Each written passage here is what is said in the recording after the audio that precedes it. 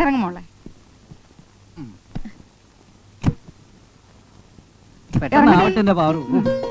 മറ്റേ ചെറിയ കുട്ടിയോടെ അതെടുത്ത് വെച്ചില്ലേ? എടുത്തു വെച്ചെന്നാ ഒരു കാര്യം എല്ലാം എടുത്തു വെച്ചല്ലോ. അതാ അതല്ല എന്റെ പേഴ്സും കൊണ്ടെടുക്കാൻ.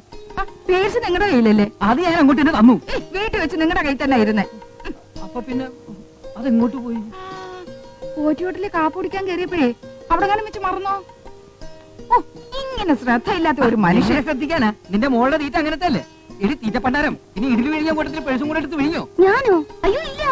പിന്നെ നിന്റെ അമ്മ വിഴിഞ്ഞു. പിന്നെ അമ്മ പേഴ്സ് ഇടിയിലേക്ക് നോക്ക്. ഇവിടെ ഒന്നും ഇല്ലെന്ന് മുഴുവൻ അതിലായിരുന്നു. ഞാൻ പേഴ്സ് പോട്ടെ. നിന്റെ രൂപ കൊണ്ട് എടുത്ത്. എന്റെ രൂപയൊന്നുമില്ല. ഞാൻ അപ്പഴേ പറഞ്ഞില്ലേ ബസ്സിൽ വരാന്ന്. അതല്ലേ ടാക്സിയിൽ വന്നത്. എന്നാ കൊടുത്തോ. കൊടുക്കണം എന്ന് പറഞ്ഞാൽ ഞാൻ എവിടെ എടുത്ത് കൊടുക്കാനാ? എന്നാ വേണ്ട.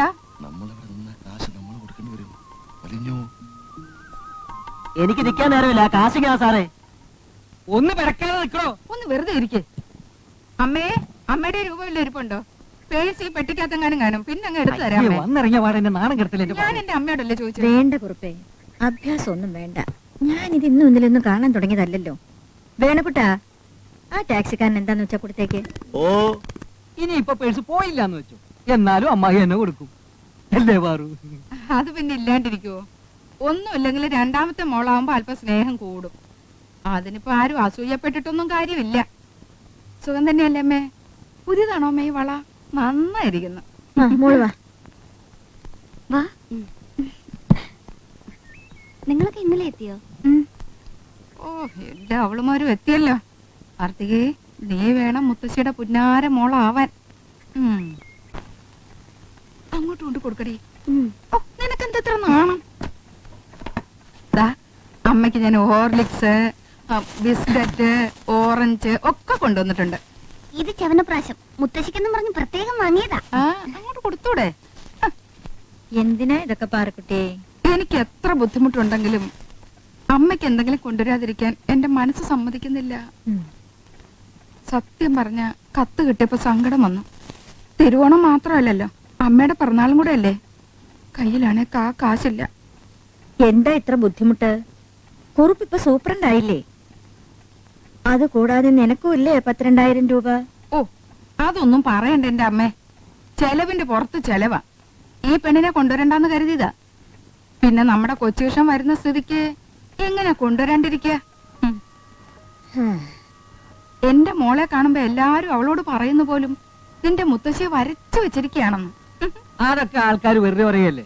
ആര് കണ്ടാലും പറയും അവള് നിന്റെ തനിപ്പകർപ്പാണെന്ന്. എന്റെ പോലും അല്ല. കീഴാറ്റുമടം പോറ്റി എന്ന് കേട്ടിട്ടുണ്ടോ?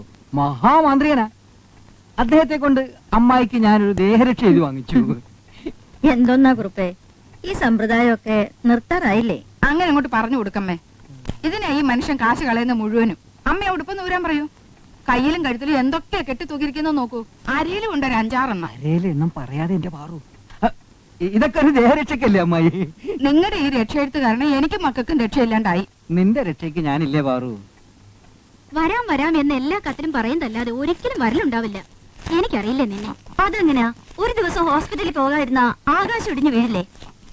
ഇതിപ്പോ അമ്മ തന്നെ നേരിട്ട് എഴുതിയപ്പോ വരാണ്ടിരിക്കാൻ പറ്റൂ? പ്രത്യേകിച്ച് കൊച്ചേഷം വരുന്നതല്ലേ. അമ്മയുടെ മനസ്സിൽ എന്തൊക്കെയോ തീരുമാനങ്ങളുണ്ട്. അതുകൊണ്ടാ ഹേമയെ പ്രത്യേകം കൊണ്ടുവരണമെന്ന് പറഞ്ഞത്. സുമതികുട്ടി, നിന്റെ ഈ മോഹം മനസ്സിലിരിക്കത്തേ ഉള്ളൂടി.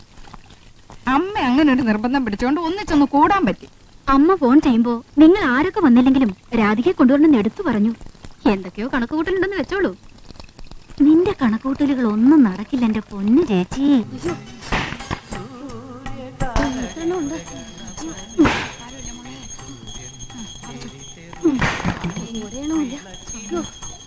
എനിക്കിനി വയ്യമ്മേ, കൈയടിക്കുന്നു. എന്റെ ഭഗവാനെ, നടക്കുന്നേരം ഒന്ന് കുരുത്തക്കേട് പറയില്ലേ മോളെ? 1 2 ആണോ? 101 ഇല്ലേ? ഓ, എനിക്ക് വയ്യ. അമ്മയല്ലേ നേർന്നത്, ബാക്കി അമ്മ ഉടക്കി. അയ്യോ, അങ്ങനെ പറയില്ലേ മോളെ. വഴിപാട് നിന്റെ കൈ കൊണ്ട് തന്നെ നടത്തണം. എങ്കിലേ കൊച്ചിഷ്ണ ഭർത്താവായിട്ട് കിട്ടൂ. എന്റെ കാലയിലാണ് ഉടക്കാൻ പറഞ്ഞേ.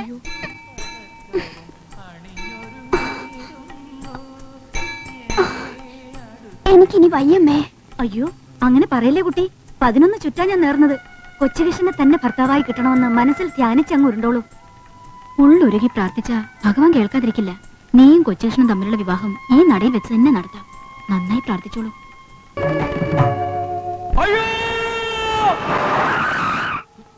എന്താടാ, എന്തു പറ്റി? ഞാൻ വീട്ടിലെ കാര്യം ഒന്ന് ഓർത്തു പോയതാ. ഓ, മനുഷ്യനെ പേടിപ്പിച്ചു പറഞ്ഞല്ലോ. അവന്റെ ഒരു വീടും സ്വപ്നവും. എടാ, ആണുങ്ങളായ കുറച്ചൊക്കെ ചങ്കുറപ്പ് വേണം. എടാ, അവിടെ ചെന്നാലുള്ള അവസ്ഥയെ കുറിച്ച് നിനക്ക് അറിഞ്ഞുകൂടാത്തോണ്ടാ. എല്ലാം അറിഞ്ഞുകൊണ്ടല്ലേ നീ ഇതിന് ഇറങ്ങി തിരിച്ചത്. ആദ്യം തന്നെ നീ നിന്റെ അമ്മായിമാരെ എനിക്കൊന്ന് പരിചയപ്പെടുത്തി കാര്യങ്ങളൊക്കെ സ്മൂത്ത് ആയിട്ട് ഡീൽ ചെയ്യുന്ന കാര്യം ഞാൻ ഏറ്റു. ലോകത്ത് ഒരിടത്തും ഇല്ലാത്ത അവന്റെ ഒരു മുത്തശ്ശിയും അമ്മായിയും തറവാടും. എന്താ സാറേ? സാറിന് വയറ്റ് വേദന. വണ്ടി വിടറോ.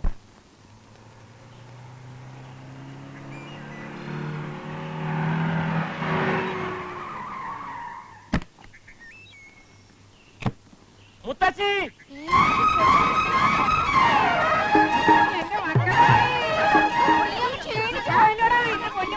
പേടിച്ചിട്ടൊന്നുമില്ല അമ്മായി. കൈ കൈ കൈ അയ്യോ, ഇതെന്താ മുഖത്തൊരു പാട്? അത് വലിയ മോക്കൊരു വന്നായിരിക്കും. നീ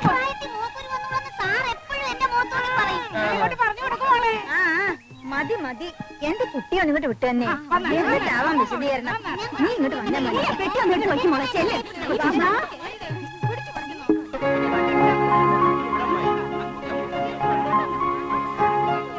ഇതെന്താ പറ്റിയ?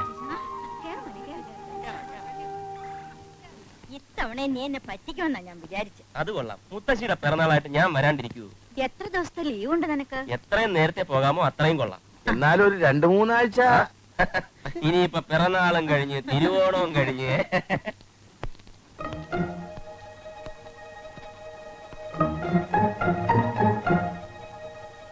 കയറി വാ. ഇതെന്റെ കൂട്ടുകാരൻ ഹരീന്ദ്രൻ. നമ്മുടെ തറവാടും ഗ്രാമവും ഒക്കെ കാണാൻ വേണ്ടി വന്നിരിക്കുക. ഹരി, ഇത് മുത്തശ്ശി. നമസ്കാരം. ഇതെല്ലാം അമ്മാവന്മാരെ അമ്മായിമാരെയൊക്കെ പ്രത്യേകം പരിചയപ്പെടുത്തണോ കൊച്ചുകൃഷ്ണ? അല്ലേ കൈമളമ്മാവാ? പിന്നെ ഹോമിയോ ചികിത്സയൊക്കെ എങ്ങനെ? നടക്കുന്നു. എന്താ കുറുപ്പമ്മാവ, ഈ രക്ഷയൊക്കെ കെട്ടിയിട്ട് വല്ല രക്ഷയുണ്ടോ? പിന്നെ ഈ മുറപ്പെണ്ണുങ്ങളുടെ കാര്യമൊക്കെ കൊച്ചുകൃഷ്ണൻ എപ്പോഴും പറയും. മോനെ കൊച്ചേഷ, ഇതാ കണ്ടില്ലേ അമ്മായിമാരുടെ ഒരു ഒരുമ. എല്ലാവർക്കും കൊച്ചുകൃഷ്ണനെ ഒരുപോലെ ഇഷ്ടമാ. ഹരിയോം ഹരി. എന്റെ പേര് ഹരി എന്നാണെന്ന് എങ്ങനെ മനസ്സിലായി?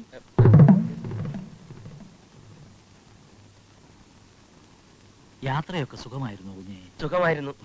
ഈ സ്വാമി വേഷം കെട്ടി നടക്കുന്നവരെല്ലാം കള്ളന്മാരാ. ഒരൊറ്റ എണ്ണത്തിനെ വിശ്വസിക്കാൻ കൊള്ളൂല. പക്ഷേ അമ്പോറ്റി സ്വാമി അങ്ങനെയൊന്നും അല്ല, ശരിയായ സ്വാമിയാണെന്നാണ് കൊച്ചുകൃഷ്ണൻ പറയുന്നത്. കൊച്ചേഷ, അകത്തേക്ക് വന്നോളൂ. ഇതാ വരുന്നേ. നീ മാത്രം വാ. അമ്മ പോയി. ഞാൻ പറഞ്ഞില്ലേ, തൽക്കാലം നീ കുടി. അല്ല, അവന്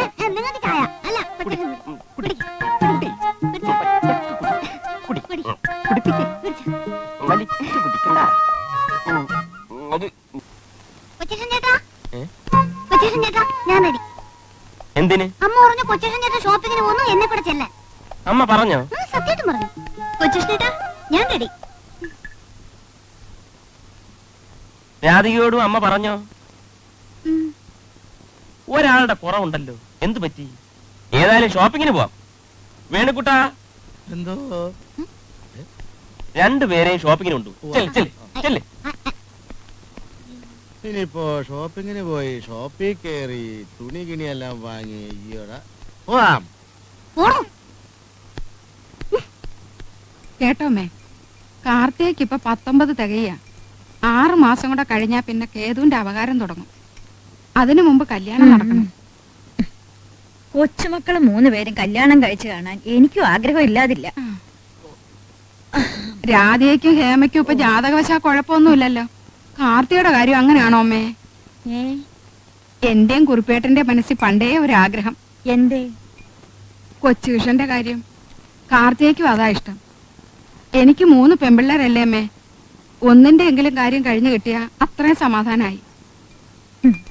ലക്ഷ്മിക്കുട്ടിയും സുമതിക്കുട്ടിയും ഇതേ ആഗ്രഹം എന്നോട് പറഞ്ഞു.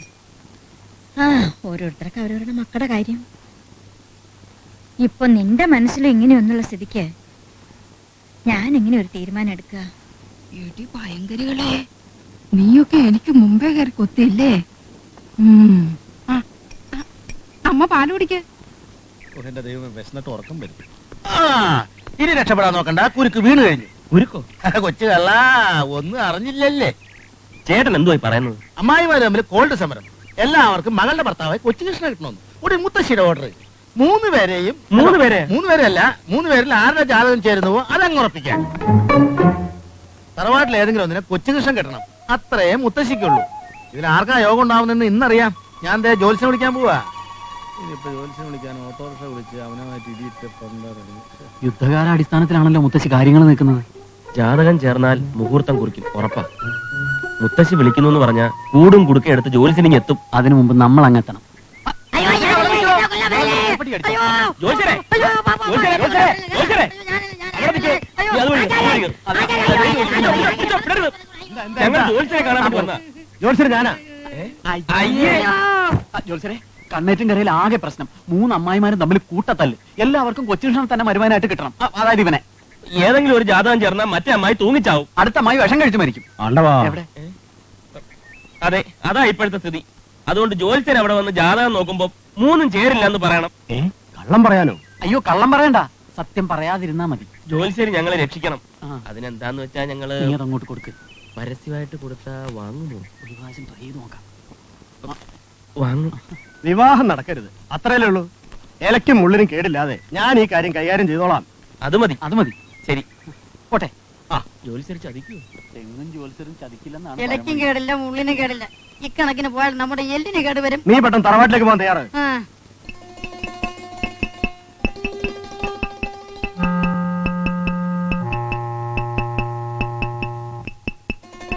അങ്ങനെ കാശും വാങ്ങേണ്ട കള്ളം പറയാൻ പോവാണെന്ന് അവരെങ്ങാനും പറഞ്ഞാലോ? ഒരു വഴിക്ക് ഇറങ്ങുമ്പോ കരിനാക്കെടുത്തൊന്നും പറയാതാ. ജോത്സരെ, എത്ര നാളായി കണ്ടിട്ടായോ? ആളങ്ങ് ഉടഞ്ഞു പോയല്ലോ. അയ്യോ, 2 പേരും ഉടഞ്ഞു പോയല്ലോ. എന്തെങ്കിലും അസുഖം ഉണ്ടെങ്കിൽ എന്നോട് പറഞ്ഞാൽ പോരായിരുന്നു, ഞാനൊരു രക്ഷ എഴുതി തന്നേനെ. അതിന് എനിക്കൊരു അസുഖമല്ല കുറിപ്പ് സാറേ. എന്നാ എനിക്കൊരു അസുഖമായിട്ടാണ് ഞാൻ വന്നിരിക്കുന്നത്. ഇവിടെ ജോത്സര് ആദ്യമായി ആ തറവാട്ടി കൊണ്ടുവന്ന് കയറ്റിയത് ഈ കുറിപ്പാണ്. അതേ മറച്ചു കുറിപ്പ് സാറേ. ആ നന്ദി എന്നോട് ഒന്ന് അറിയാവുന്നതുകൊണ്ടാണ് ഓടിപ്പടിച്ച് ഇങ്ങോട്ട് വന്നത്. എന്നെ ഒന്ന് സഹായിക്കണം. മാറണം. എന്റെ മകളുടെ ജാതകം ജോത്സരല്ലേ എഴുതിയത്. ആ ജാതകം കൊച്ചുകൃഷ്ണന് നന്നായി ചേരുമെന്ന് പറയണം. ജ്യോതിഷത്തിലും മാന്ത്രികത്തിലും ഇത്രയും വിശ്വാസമുള്ള സാറ് തന്നെ ഇങ്ങനെ പറഞ്ഞാലോ? ദോഷമില്ലാത്ത ചില കള്ളങ്ങളൊക്കെ പറയാമെന്ന് ആദിഗുരു പറഞ്ഞിട്ടില്ലേ ജോത്സരെ? ഇതങ്ങോട്ട് പിടിക്കും. ഈ വിവാഹം നടന്നില്ലെങ്കിൽ പാറുകുട്ടി വല്ല ഉപയോഗം കാണിക്കും ജോത്സരെ. ഈ വിവാഹം നടക്കണം, അത്രല്ലേ വേണ്ടു. ഇലയ്ക്കും മുള്ളിനും കേടില്ലാത്ത വിധം ഞാനിത് കൈകാര്യം ചെയ്തോളാം. അത് മതി, അത് മതി.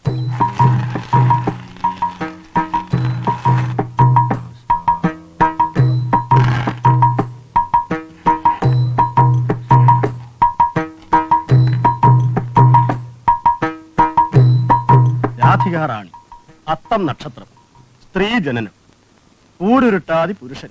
ചേർക്കാമല്ലോ.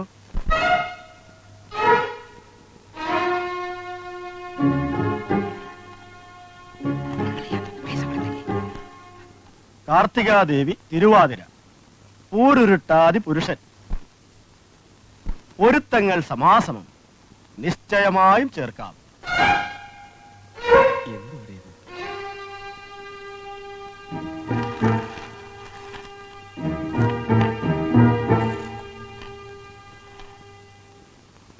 ഹേമകുമാരി, അശ്വതി, സ്ത്രീ ജനനം, പുരുഷൻ പൂരുരുട്ടാതി.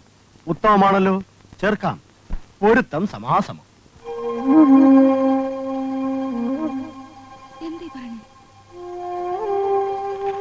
3 ജാതകവും ചേരുന്ന സ്ഥിതിക്ക് ഏറ്റവും ഉത്തമം ഏതാണെന്ന് പറയൂ ജോസിരെ.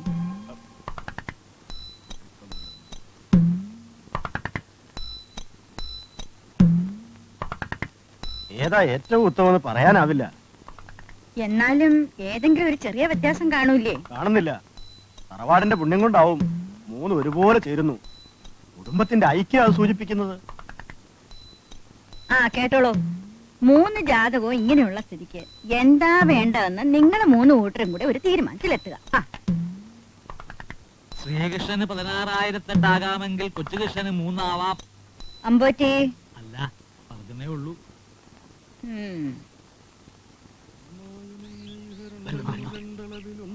ഇതാണോ തന്റെ എലിയമുള്ള തന്റെ കബഡികൾ ഇന്ന് ഞാൻ അവസാനിപ്പിക്കും. കല്യാണം നടക്കരുതെന്നല്ലേ നിങ്ങൾക്കുള്ളൂ. ഒരു ജാതകവും ചേരില്ല എന്ന് പറഞ്ഞാൽ ഇതിൽ എന്തോ കള്ളക്കളി ഉണ്ടെന്ന് വിചാരിക്കും. ഏതെങ്കിലും ഒരെണ്ണം ചേരുമെന്ന് പറഞ്ഞാൽ അപ്പ മുഹൂർത്തം കുറിക്കാൻ പറയും. ഇപ്പൊ സംഗതി കുഴഞ്ഞില്ലേ? അമ്മായി വരെ തമ്മിൽ ഒരു ഒത്തുതീർപ്പ് എത്താൻ സമയം കുറെ പിടിക്കും, ചിലപ്പോ അടി വെച്ച് പിരിഞ്ഞതും വരും. ഇപ്പൊ മനസ്സിലായോ? ഇലക്കും കേടില്ല, മുള്ളിനും കേടില്ല. അയ്യോ കുറുപ്പമാവൻ. ശരി, വളരെ സന്തോഷം. അവന്റെ ഈ ഏലത്തൊന്ന് ശരിയായി കൊടുക്കണം. ഏലസോ? രാത്രി കിടക്കുമ്പോ ദുശ്ചിന്തകൾ ഇവനെ. ആ, ശരി. എന്നാ ശരി, വരട്ടെ. നിന്നെ പോലെ ബാക്കി കാശിന്റെ കാര്യം മറന്നോ നിങ്ങള്? നല്ല ആളാണ്. ഞാൻ അന്ന് തരാൻ ഉദ്ദേശിച്ച പൈസ ഇതിലും കൂടുതൽ. എന്റെ പൈസ വാങ്ങി നീ